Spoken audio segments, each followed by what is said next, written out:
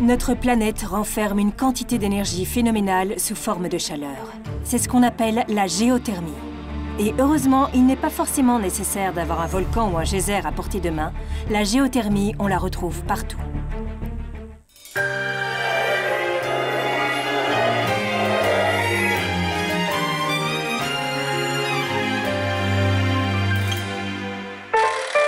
En 1841 que fut inaugurée la gare de Braine-le-Comte et c'est aujourd'hui la plus vieille gare du royaume encore active et l'une des plus anciennes en Europe. Mais depuis peu, le complexe ferroviaire de Braine-le-Comte est devenu le plus écologique et le moins énergivore de Belgique. Et ce, grâce notamment au travail de ces deux ingénieurs. Ils ont eu pour mission de chercher les solutions les plus à la pointe de la technologie pour la construction d'un nouveau bâtiment de la gare super écologique. L'idée, c'était de consommer le moins d'énergie possible et donc d'avoir un impact très réduit sur l'environnement. Parmi les différentes sources d'énergie renouvelables, ils ont pensé à la géothermie. Sauf qu'à Braine-le-Comte, il n'y a pas de source d'eau chaude et encore moins de volcan. Sur cette carte, on peut voir qu'en Belgique, il existe plusieurs sources d'eau chaude, notamment dans la région de Mons et dans la région de Liège, pour la Wallonie. Mais il faut savoir qu'il n'est pas indispensable d'avoir de l'eau chaude pour faire de la géothermie. On peut en faire partout. Aujourd'hui, nos deux ingénieurs nous font visiter le chantier. Ils en profitent pour vérifier son état d'avancement.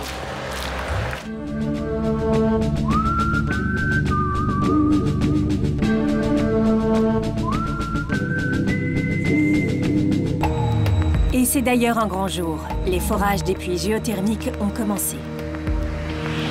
La machine que vous voyez derrière nous pour l'instant est en train de forer un puits à plus de 100 mètres.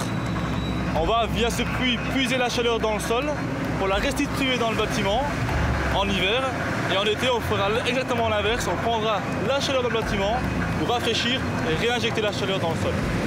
En tout, on a déjà réalisé 2 puits, mais il nous manque encore 6.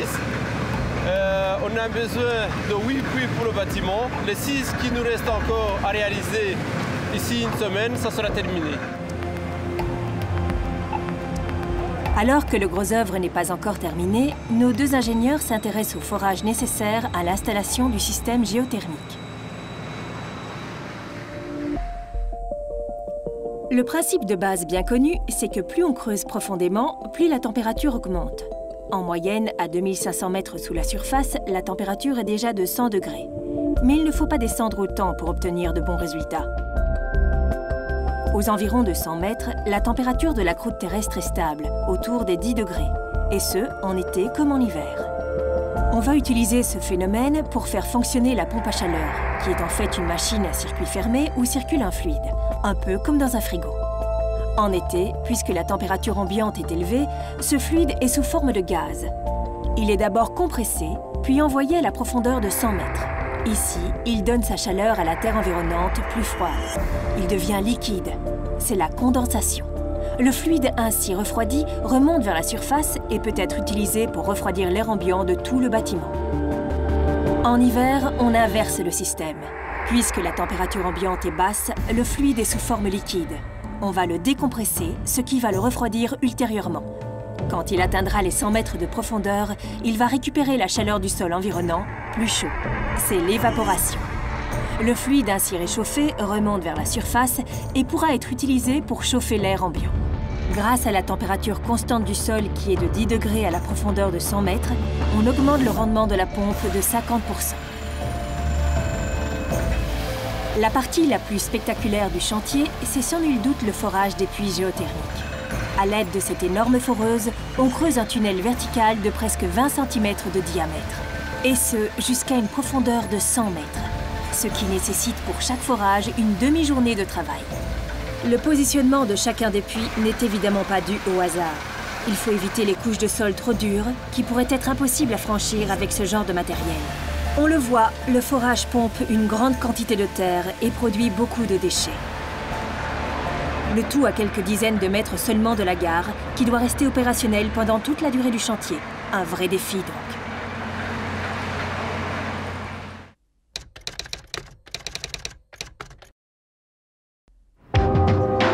Voici l'état du bâtiment lors de notre première visite. Et le revoilà quelques semaines plus tard, avec toutes ses briques, ses portes, ses fenêtres et son toit. Notre ingénieur Dimitri nous guide dans les entrailles du bâtiment, plus précisément dans la chaufferie. On peut observer ici les conduites qui sont connectées aux différents puits géothermiques qui ont été forés précédemment. Pour chaque puits géothermique, on a un départ et un retour. L'eau circule à travers le puits et bénéficie de la température constante dans le sol. Toutes ces conduites vont bientôt être connectées sur la pompe à chaleur ici devant moi, qui est le cœur de l'installation. Comparé à une pompe à chaleur traditionnelle, le système connecté au puits géothermique permet d'augmenter son rendement de 50%. C'est autant de dioxyde de carbone qui n'est pas émis dans l'atmosphère et qui ne contribue pas au réchauffement global.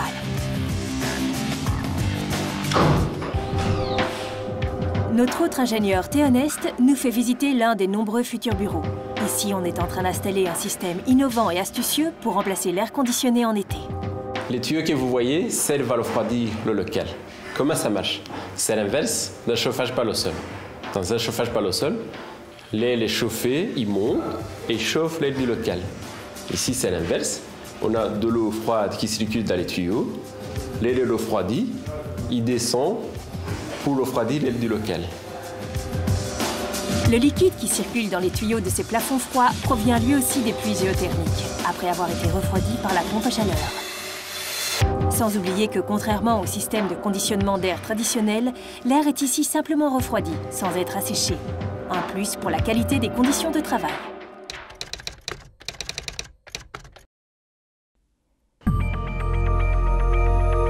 Entre notre première visite et la deuxième, le bâtiment avait déjà bien changé. 2 mois plus tard, il est presque terminé.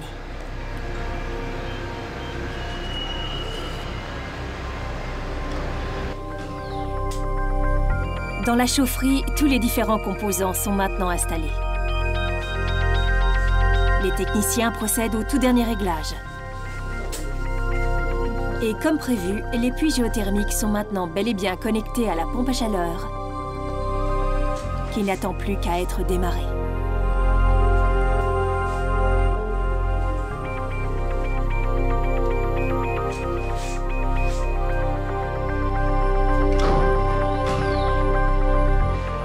Dans les bureaux, les plafonds froids sont installés et finis.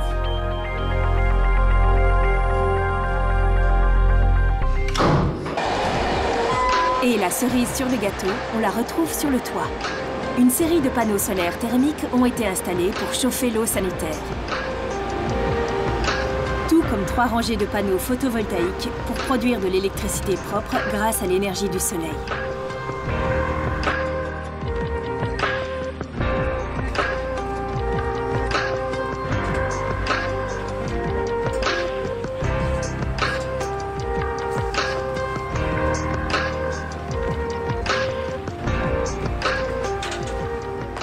Voilà, donc les panneaux solaires qui sont ici. Il faut les incliner vraiment au minimum pour éviter la prise au vent et aussi pour une question de rendement. Voilà, tu as les panneaux thermiques qui sont superposés, ça te donne bien. Et après, on va revenir sur une solide, Ici, on a 11 panneaux solaires thermiques qui permettent la production d'eau chaude sanitaire pour ce bâtiment. Avec ces 11 panneaux solaires thermiques, nous couvrons l'ensemble des besoins pour 80 membres du personnel. Donc en plus des panneaux thermiques, nous avons 46 panneaux photovoltaïques qui couvrent environ 1/3 des besoins en électricité. Avec toutes les technologies durables contenues dans ce bâtiment, on va réduire de moitié la consommation en énergie par rapport à un bâtiment classique et ainsi réduire l'impact sur l'environnement.